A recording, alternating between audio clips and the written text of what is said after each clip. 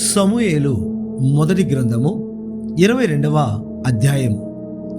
దావీదు అక్కడ నుండి బయలుదేరి అదుల్లాము గుహలోనికి తప్పించుకుని పోగా అతని సహోదరులను అతని తండ్రి ఇంటి వారందరూ ఆ సంగతి విని అతని యొద్దకు వచ్చిరి. మరియు ఇబ్బంది గల వారందరూ, అప్పులు చేసుకునిన వారందరూ, అసమాధానముగా నుండు వారందరూ అతని యొద్ద కూడుకొనగా అతడు వారికి అధిపతి ఆయను. అతని యొద్దకు ఎక్కువ తక్కువ 400 మంది వచ్చి ఉండిరి. తరువాత దావీదు అక్కడ నుండి బయలుదేరి మోయాబులోని మిస్పేకు వచ్చి, దేవుడు నాకు ఏమి చేయునది నేను తెలుసుకొను వరకు నా తల్లిదండ్రులు వచ్చి నీ యొద్ద నుండనిమ్మని మోయాబు రాజుతో మనవి చేసి అతని యొద్దకు వారిని తోడుకొని పోగా, దావీదు కొండలలో దాగి ఉన్న దినములు వారు అతని యొద్ద కాపురముండిరి. మరియు ప్రవక్తయగు గాదు వచ్చి కొండలలో ఉండక యూదాదేశమునకు పారిపోమని దావీదుతో చెప్పినందున దావీదు పోయి హారెతు అడవిలో చొచ్చెను. దావీదును అతని జనులను పలాని చోట ఉన్నారని సౌలునకు వర్తమానమాయెను. అప్పుడు సౌలు గిబియా దగ్గర రామాలో ఒక పిచుల వృక్షము క్రింద దిగి ఈటె చేత పట్టుకొని ఉండెను. అతని సేవకులు అతని చుట్టూ నిలిచి ఉండగా సౌలు తన చుట్టూ నిలిచి ఉన్న సేవకులతో ఇట్లా నేను, బెన్యామీనీయులారా ఆలకించుడి. యెషయి కుమారుడు మీకు పొలమును ద్రాక్ష తోటలను ఇచ్చునా? మిమ్మును సహస్రాధిపతులుగాను శతాధిపతులుగాను చేయునా? మీరెందుకు నా మీద కుట్ర చేయుచున్నారు? నా కుమారుడు యెషయి కుమారునితో నిబంధన చేసిన సంగతి మీలో ఎవడనూ నాకు తెలియజేయలేదే? నేడు జరుగునట్లు నా కొరకు పొంచి ఉండునట్లుగా నా కుమారుడు నా సేవకుని పురికొలిపినను నా నిమిత్తము మీలో ఎవనికిని చింతలేదే? అప్పుడు ఎదోమీయుడగు దోయేగు సౌలు సేవకుల దగ్గర నిలిచియుండి, యెషయి కుమారుడు పారిపోయి నోబులోని అహీటూబు కుమారుడైన అహీమెలకు దగ్గరకు రాగా నేను చూచితిని.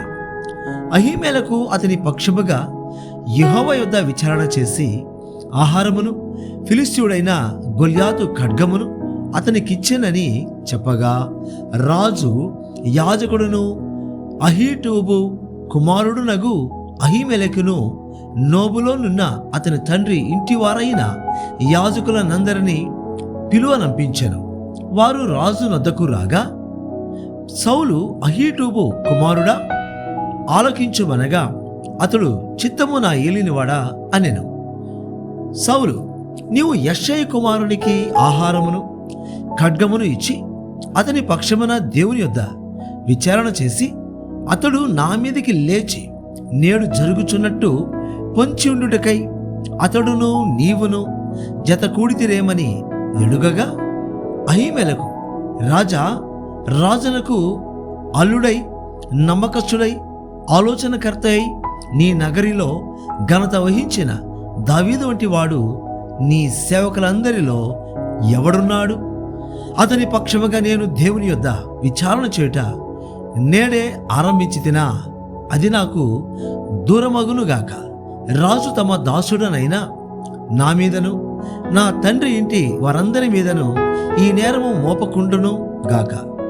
ఈ సంగతిని గురించి కొద్ది గొప్ప ఏమియు నీ దాసుడైన నాకు తెలిసినది కాదు అని రాజుతో మనవి చేయగా, రాజు అహీమెలకు, నీకును నీ తండ్రి ఇంటి వారందరికీ మరణము నిశ్చయము అని చెప్పి, యెహోవా యాజకులకు వీరు దావీదుతో కలిసినందునను అతడు పారిపోయిన సంగతి తెలిసియు నాకు తెలియజేయక పోయినందునను మీరు వారి మీద పడి చంపుడని తన చుట్టూ నిలిచి ఉన్న కావలి వారికి ఆజ్ఞ ఇచ్చెను. రాజు సేవకులు యెహోవా యాజకులను హతము చేయనొల్లకై ఉండగా రాజు దోయేగుతో, నీవు ఈ యాజకుల మీద పడుమని చెప్పాను. అప్పుడు ఎదోమీయుడైన దోయేగు యాజకుల మీద పడి ఏఫోదు ధరించుకొనిన 85 ఆ దినమున హతము చేసెను. మరియు అతడు యాజకుల పట్టణమైన నోబు కాపురస్తులను కత్తివాత హతము చేసెను. మగవారినేమి, ఆడువారినేమి, బాలులనేమి, పసి పిల్లలనేమి, ఎడ్లనేమి, గార్ధబొమ్మలనేమి, గొర్రెలనేమి అన్నిటినీ కత్తివాత హతము చేసెను.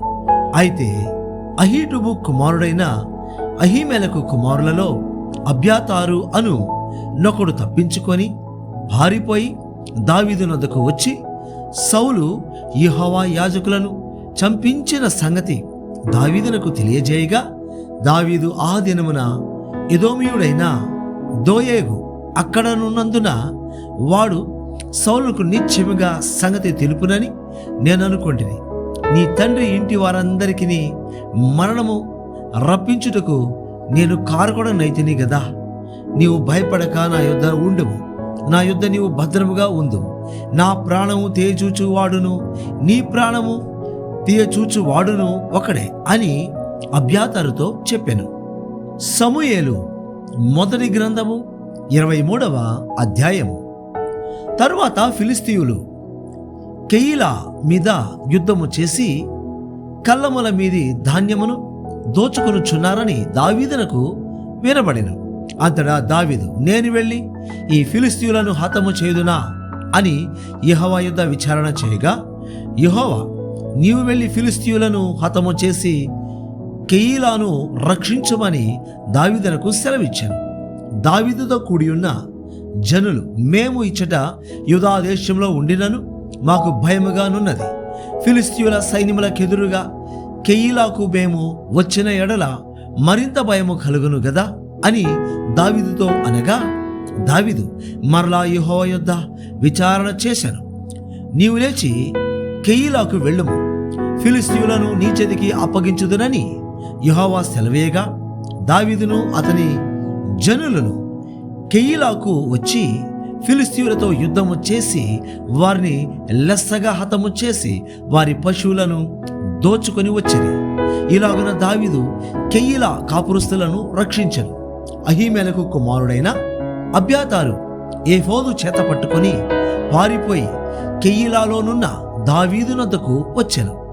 దావీదు కెయీలాకు వచ్చిన సంగతి సౌలు విని, దావీదు ద్వారములను అడ్డుగడులను గల పట్టణంలో ప్రవేశించి అందులో మోయబడి ఉన్నాడు, దేవుడు అతనిని నా చేతికి అప్పగించెననుకొనెను.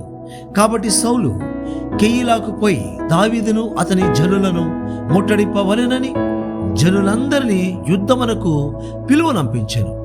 సౌలు తనకు కిడే ఉద్దేశించుచున్నాడని దావీదు ఎరిగి యాజకుడైన అబ్యాతారును ఏఫోదును తెమ్మనెను.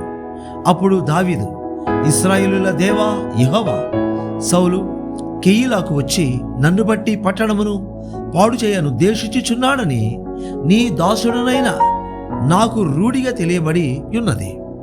కెయీలా జనులు నన్ను అతని చేతికి అప్పగించుదురా? నీ దాసుడనైన నాకు వినబడినట్లు సౌలు దిగి వచ్చునా? ఇశ్రాయేలుల దేవా యెహోవా, దయచేసి నీ దాసుడనైన నాకు దానిని తెలియజేయమని ప్రార్థింపగా అతడు దిగివచ్చునని యెహోవా సెలవిచ్చెను. కెయీలా జనులు నన్ను నా జనులను సౌలు చేతికి అప్పగించుదురా అని దావీదు మరలా మనవి చేయగా, యెహోవా, వారు నిన్ను అప్పగించుదురని సెలవిచ్చెను. అతడు దావీదును దాదాపు 600 మంది అయిన అతని జనులను లేచి కెయీలాలో నుండి తరలి ఎక్కడికి పోగలరో అక్కడకు వెళ్ళిరి. దావీదు కెయీలాలో నుండి తప్పించుకునే సంగతి సౌలు విని వెళ్ళక మానెను. అయితే దావీదు అరణ్యములోని కొండ స్థలముల యందును జీఫు అను అరణ్యమున ఒక పర్వతమందును నివాసము చేయుచుండెను. సౌలు అనుదినము అతని వెతికినను దేవుడు సౌలు చేతికి అతని నప్పగించలేదు. తన ప్రాణము తీయుటకై సౌలు బయలుదేరినని తెలుసుకొని దావీదు జీఫు అరణ్యములో ఒక వనమున దిగెను. అప్పుడు సౌలు కుమారుడైన యోనాతాను లేచి వనములోనున్న దావీదు నొద్దకు వచ్చి, నా తండ్రైన సౌలు నిన్ను పట్టుకొన జాలడు, నీవు భయపడవద్దు, నీవు ఇశ్రాయేలీయులకు రాజవగుదువు, నేను నీకు సహకారినవుదును. ఇది నా తండ్రి అయిన సౌలునకు తెలిసి ఉన్నదని అతనితో చెప్పి దేవుని బట్టి అతని బలపరిచెను. వీరిద్దరూ యెహోవా సన్నిధిని నిబంధన చేసుకునిన తరువాత దావీదు వనములో నిలిచెను. యోనాతాను తన ఇంటికి తిరిగి వెళ్ళెను. జీఫీయులు బయలుదేరి గిబియాలోనున్న సౌలు నదుకు వచ్చి ఎషీమోనుకు దక్షిణముననున్న హకీలా మన్యములోని అరణ్యమున కొండ స్థలముల యందు మా మధ్య దావీదు దాగి ఉన్నాడే. రాజా, నీ మనోభిష్టమంతటి చొప్పున దిగిరము. రాజువైన నీ చేతికి అతనిని అప్పగించుట మా పని అని చెప్పగా సౌలు వారితో ఇట్లా నేను మీరు నా యందు కనికెరపడినందుకై మీకు యెహోవా ఆశీర్వాదం కలుగునుగాక. మీరు పోయి అతడు ఉండు స్థలము ఏదైనది అతనిని చూచినవాడు ఎవడైనది నిత్యముగా తెలుసుకొనుడి. అతడు బహుయుక్తిగా ప్రవర్తించుచున్నాడని నాకు వినబడెను గనుక మీరు బహు జాగ్రత్తగా నుండి అతడుండు మరుగు తావులను కనిపెట్టి ఉన్న సంగతి అంతా నాకు తెలియజేయుటకై మరలా నా ఎదుకు తప్పక రండి. అప్పుడు నేను మీతో కూడా వత్తును. అతడు దేశంలో ఎక్కడ నుండి నన్ను యూదావారందరిలో నేను అతని వెదకి పట్టుకొందును. అంతటా వారు లేచి సౌలు కంటే ముందు జీపునకు తిరిగి వెళ్ళిరి. దావీదును అతని జనులను ఎషీమోనుకు దక్షిణపు వైపుననున్న మైదానములోని మాయోను అరణ్యములో ఉండగా సౌలును అతని జనులను తన్ను వెదకొటికై బయలుదేరిన మాట దావీదు విని కొండ శిఖరము దిగి మాయను అరణ్యమందు నివాసము చేసెను. సౌలు అది విని మాయోను అరణ్యములో దావీదును తరుమబోయాను. అయితే సౌలు పర్వతము ఈ తట్టునను దావీదును అతని జనులను పర్వతము ఆ తట్టునను పోవుచుండగా దావీదు సౌలు దగ్గర నుండి తప్పించుకొని పోవలెనని త్వరపడుచుండెను. సౌలును అతని జనులను దావీదును అతని జనులను పట్టుకొనవలెనని వారిని చుట్టుకొనుచుండిరి. ఇట్లుండగా దూత ఒకడు సౌలు నదుకు వచ్చి నీవు త్వరగా రమ్ము, ఫిలిస్తీయులు దండెత్తి వచ్చి దేశంలో చొరబడి ఉన్నారని చెప్పగా సౌలు దావీదును తరుముట మాని వెనుకకు తిరిగి ఫిలిస్తీయులను ఎదుర్కొనబోయాను. కాబట్టి సెలహమ్మ లెకోతు అని ఆ స్థలమునకు పేరు పెట్టబడెను. తరువాత దావీదు అక్కడ నుండి పోయి ఎన్ గెదీకి వచ్చి కొండ స్థలములలో నివాసము చేయుచుండెను. సమూయేలు మొదటి గ్రంథము 24వ అధ్యాయము. సౌలు ఫిలిస్తీయులను తరుముట మాని తిరిగి రాగా దావీదు ఎన్ గెదీ అరణ్యమందున్నాడని అతనికి వర్తమానం వచ్చెను. అప్పుడు సౌలు ఇశ్రాయేలులందరిలో నుండి 3,000 మందిని ఏర్పరచుకొని వచ్చి కొండ మేకలకు నివాసములకు శిలాపర్వతముల మీద దావీదును అతని జనులను వెదకుడికై బయలుదేరాను.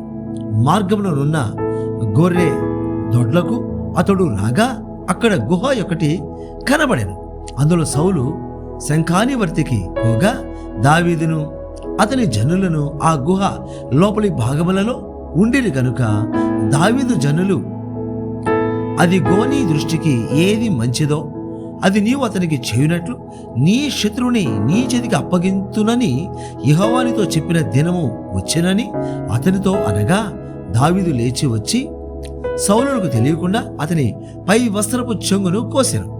సౌలు పై వస్త్రమును తాను కోసినని దావీదు మనసునొచ్చి ఇతడు యెహోవా చేత అభిషేకము నొందినవాడు గనుక యెహోవా చేత అభిషిక్తుడైన నా ప్రభువునకు నేను ఈ కార్యము చేయను, యెహోవాను బట్టి అతని నేను చంపను అని తన జనులతో చెప్పాను. ఈ మాటలు చెప్పి దావీదు తన జనులను అడ్డగించి సౌలు మీదికి పోనీయక వారిని ఆపెను. తర్వాత సౌలు లేచి గుహలో నుండి బయలు వెళ్ళి మార్గమున పోయాను. అప్పుడు దావీదు లేచి గుహలో నుండి బయలు వెళ్ళి నా ఏలినవాడా రాజా అని సౌలు వెనక నుండి కేక వేయగా సౌలు వెనక చూచెను. దావీదు నేల సాష్టాంగపడి నమస్కారము చేసి సౌలుతో ఇట్లా నేను దావీదు నీకు కీడు చేయను ఉద్దేశించుచున్నాడని జనులు చెప్పిన మాటలు నువ్వెందుకు వినుచున్నావు? ఆలోచించుము. ఈ దినమున యెహోవా నిన్ను ఎలాగు గుహలో నా చేతికి అప్పగించేనో అది నీ కండ్లారా చూచితివే. కొందరు నిన్ను చంపుమని నాతో చెప్పినను నేను నీ యందు కనికరించి ఇతడు యెహోవా చేత అభిషేకమునొందిన వాడు గనుక నా ఏలిన వాని చంపనని నేను చెప్పి తిని, నా తండ్రి చూడుము, ఇదిగో చూడుము, నిన్ను చంపక నీ వస్త్రపు చెంగు మాత్రమే కోసి తిని గనుక నా వలన నీకు కీడు ఎంత మాత్రమును రాదనియు నాలో తప్పిదము ఎంత మాత్రమును లేదనియు నీవు తెలుసుకొనవచ్చును. నీ విషయమై నేను ఏ పాపమును చేయని వాడనై ఉండగా నీవు నా ప్రాణము తీయవలనని నన్ను తరుముచున్నావు. నీకును నాకును మధ్య యెహోవా న్యాయము తీర్చును. యెహోవా నా విషయమై పగ తీర్చును గాని నేను నిన్ను చంపను. పూర్వీకులు సామ్యము చెప్పినట్టు దుష్టుల చేతనే దౌష్ట్యము పుట్టును గాని నేను నిన్ను చంపను.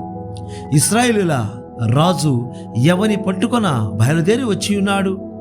ఏ పాటి వారిని తరుముచున్నాడు? చచ్చిన కుక్కను గదా, మిన్నల్లిని గదా? యెహోవా నీకును నాకును మధ్య న్యాయాధిపతి అయి తీర్పు తీర్చునుగాక. ఆయనే సంగతి విచారించి నా పక్షాన వ్యాజ్యమాడి నీ వశము కాకుండా నన్ను నిర్దోషినిగా తీర్చునుగాక. దావీదు ఈ మాటలు సౌలుతో మాటలాడి చాలింపగా సౌలు, దావీదా నాయనా, ఈ పలుకు నీదేనా అని బిగ్గరగా ఏడ్చి దావీదుతో ఇట్లా నేను యెహోవా నన్ను నీ చేతికి అప్పగింపగా నన్ను చెప్పక విడిచినందుకు ఈ దినమున నీవు నా అపకారమునకు ఉపకారము చేసిన వాడవై నా ఎడల నీకున్న ఉపకార బుద్ధిని వెల్లడి చేసేదివి గనుక నీవు నాకంటే నీతిపరుడవు. ఒకనికి తన శత్రువు దొరికిన ఎడల మేలు చేసి పంపివేయునా? ఈ దినమున నీవు నాకు చేసిన దానిని బట్టి యెహోవా ప్రతిగా నీకు మేలు చేయునుగాక. నిశ్చయముగా నీవు రాజవగుదువనియు ఇశ్రాయేలుల రాజ్యము నీకు స్థిరపరచబడుననియు నాకు తెలియను. కాబట్టి నా తరువాత నా సంతతి వారిని నీవు నిర్మూలము చేయకుండునట్లును నా తండ్రి ఇంటిలో నుండి నా పేరు నీవు కొట్టివేయకుండునట్లును యెహోవా నామమున నాకు ప్రమాణము చేయవు. అంతటా దావీదు సౌలునకు ప్రమాణము చేసెను. అప్పుడు సౌలు ఇంటికి తిరిగి వచ్చెను. అయితే దావీదును అతని జనులను తమ కొండ స్థలములకు వెళ్ళిపోయిరి.